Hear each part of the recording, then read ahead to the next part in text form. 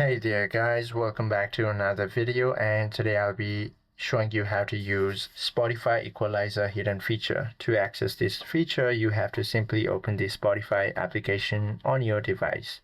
Then tap on your profile icon located on the top left. From there, head to Settings and Privacy.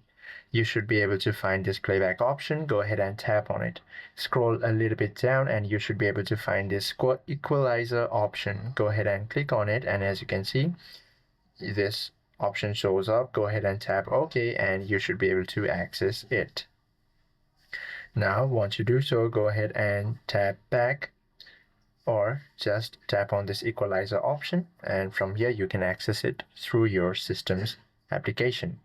As you can see, you can drag these options or just select any of the given presets. Once you do so, go ahead and press or hit back, then start playing your music and you should be good to go.